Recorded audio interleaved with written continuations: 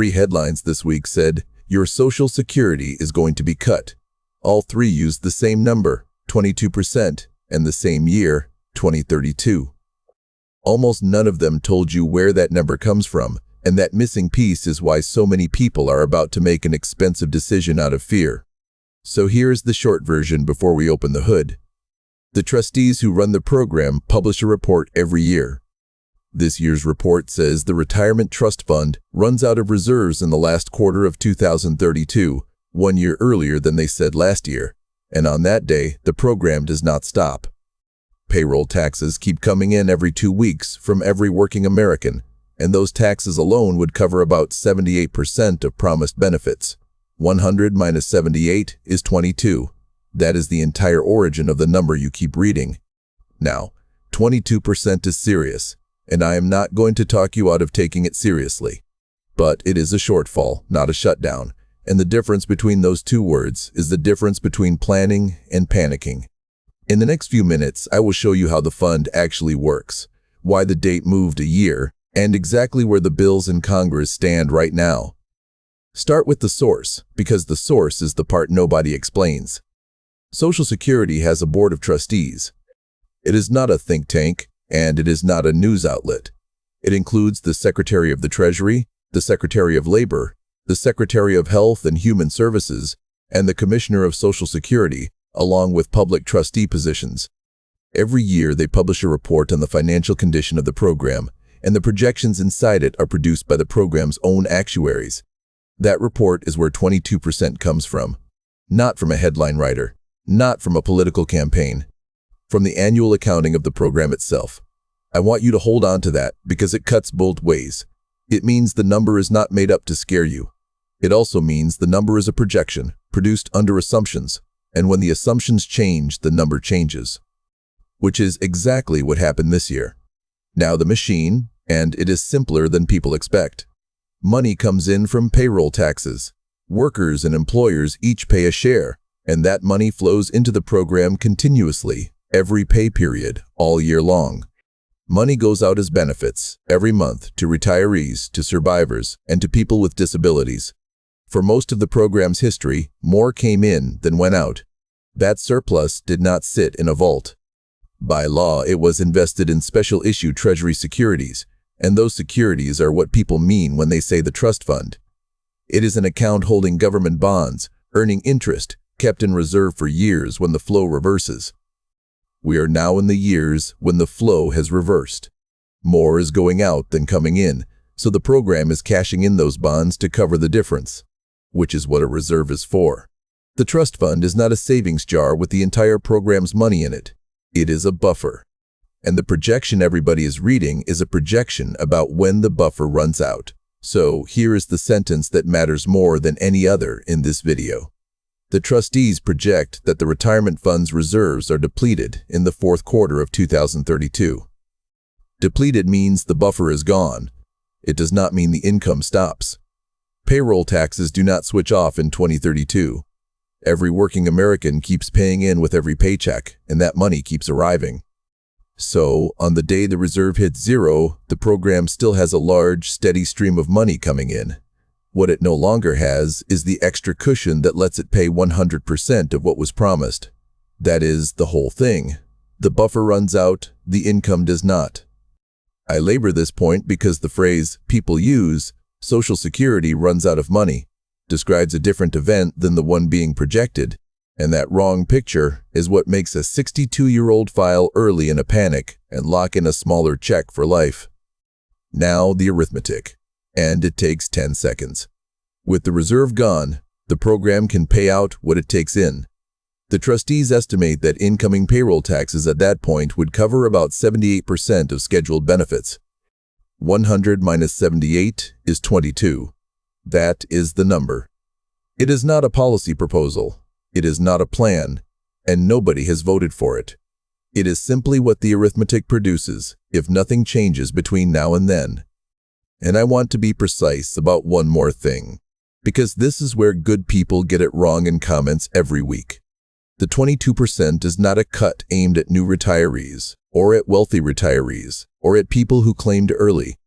If it happened as projected, It would apply across the board to everyone receiving a benefit at that moment, regardless of age or income, which, honestly, is part of why most analysts do not expect it to be allowed to happen exactly that way.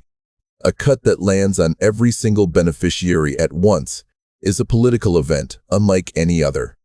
Last year, the same report gave a later date. This year, it moved a year closer. That deserves an explanation, because when a date jumps a year, people assume something dramatic happened. Nothing dramatic happened. What changed were two long-run assumptions. Fertility. The projections now assume fewer births than they used to. Fewer births eventually means fewer workers paying in. Immigration. The projections now assume lower immigration than they used to. Immigrants are overwhelmingly working age, so they pay in for many years before they collect. Social Security is essentially a ratio between people paying in and people collecting. Both changes push that ratio the wrong way, and when the actuaries lowered those assumptions, the date moved. Notice what that tells you. The date is sensitive.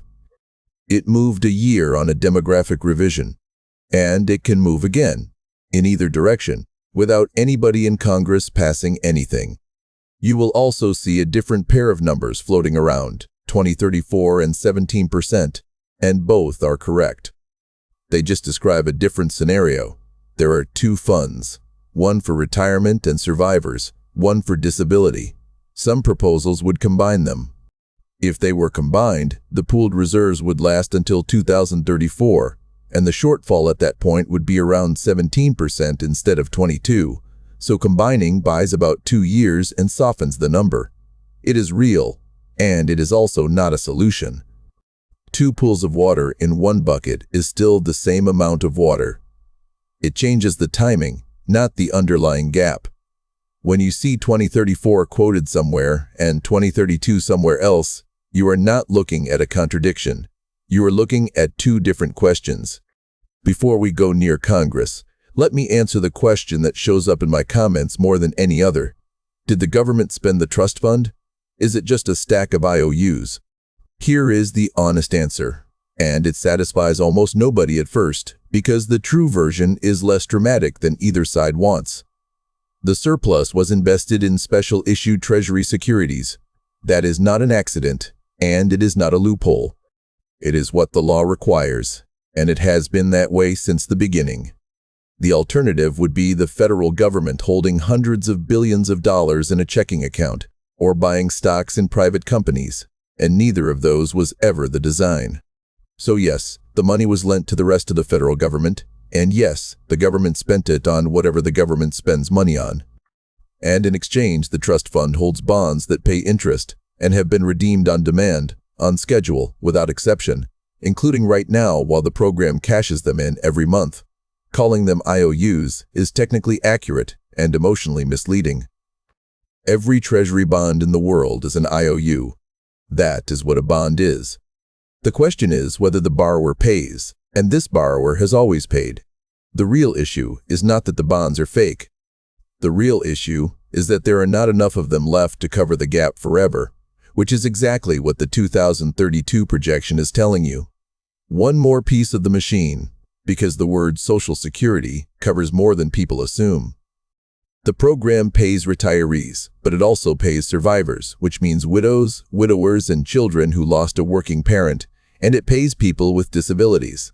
That matters for this topic in two ways. First, when you hear about two funds, retirement and survivors sit in one, disability sits in the other. That is why the combined number I mentioned earlier is a different calculation. Second, when people talk casually about a 22% cut, they usually picture a retired couple. But the same across-the-board reduction would land on a widow raising 2 children, and on someone who left the workforce at 52 because of an illness. Those households often have less room to absorb it than a retired couple with savings. I raise it because it changes how you read the politics. A cut that touches only one group is easier to allow. A cut that touches every one of those groups on the same day is a very different thing to vote for or to fail to prevent. To understand every proposal you have ever heard, you only need to understand one part of the funding. Social Security is funded mainly by a payroll tax of 12.4% on wages, split between worker and employer. but that tax only applies up to a limit called the taxable maximum. For 2026, that limit is $184,500. Earn a dollar above that, and that dollar pays no Social Security tax at all. That single design feature is the center of almost every bill on this subject, because the fastest way to bring more money into the program is to change what happens above that line. Now, before anyone hears a side in that, notice that raising the cap has real trade-offs too, and reasonable people disagree about them. My job here is not to tell you which way to want. It is to make sure you know what the lever is, so that when a politician mentions it, you know what part of the machine they are touching. Now, the part the headlines this week hinted at without checking. There is a bill often called "You Earned It, You Keep It." The House version is H.R. 2909, introduced by Representative Angie Craig in April of 2025. The Senate companion is S. 2716, introduced by Senator Ruben Gallego in September of 2025. Broadly, it would apply the payroll tax again to wages above $250,000. There is a separate proposal that sets a $400,000 threshold and also extends the tax to certain investment income. And there have been bipartisan voices, including senators from both parties, arguing that raising or removing the cap should not be controversial. Here is the status, and please hear it plainly, because this is the part that gets exaggerated in both directions. As of now, those bills have not moved past referral to committee. They have been introduced. They have not advanced. So when you read that Congress has a bill to stop the cut, that is true. And when you read that Congress has done something about the cut, that is not true yet. Introduced and passed are two very different words. Now, let me put the legislative situation in perspective, because nothing has moved. Sounds worse than it is. Congress has a long track record of addressing this program close to the deadline rather than early.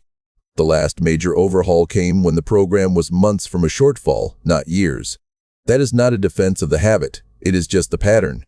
So the fact that a bill sits in committee in 2026 tells you very little about what happens by 2032. It is entirely consistent with the history of this program for the fix to arrive late, in a package, with elements nobody has fully guessed yet. What that means for you, practically, is that planning around a guaranteed 22% cut is probably overcorrecting, and planning around a guaranteed full benefit is probably undercorrecting. The honest posture is in between, and the honest posture is also the calm one. One thing the headlines never do is separate the audience, so let me do it without telling anyone what to choose. If you are already collecting, or you will be well before 2032, the projection is about a possible change to a check you are already receiving. Nothing about it argues for filing differently, because you have already filed. The useful move is to know the number and watch whether a bill advances.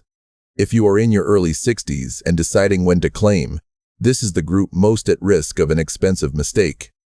The fear says, claim now, lock it in before they take it. But the projected reduction, if it ever happened, would apply to everyone collecting at that time, including people who claimed early. Claiming early does not exempt you from it. What claiming early does do, permanently, is reduce your own benefit for the rest of your life.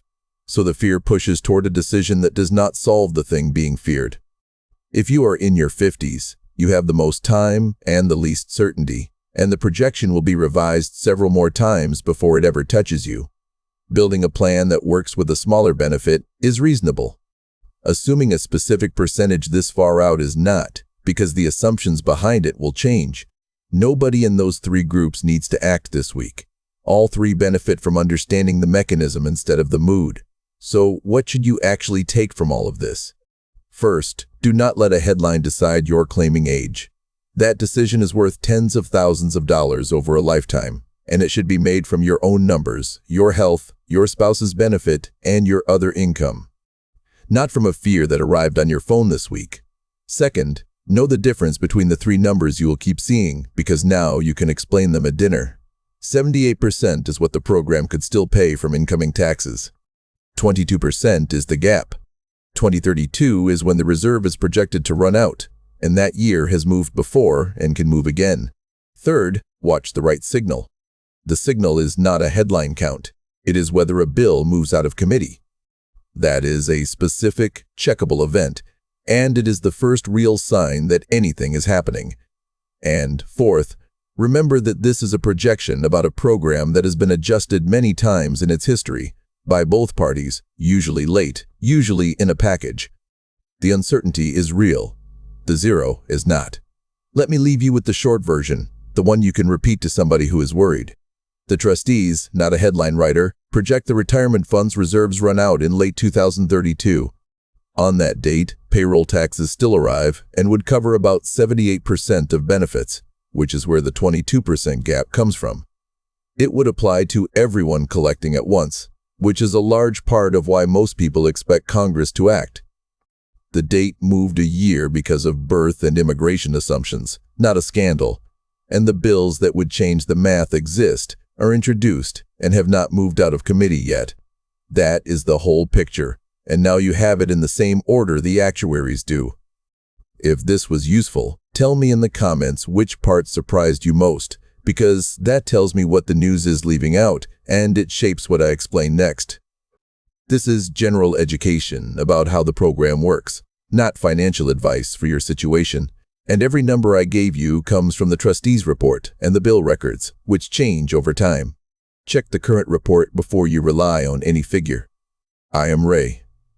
This is Social Security Decoded, and I will see you in the next one.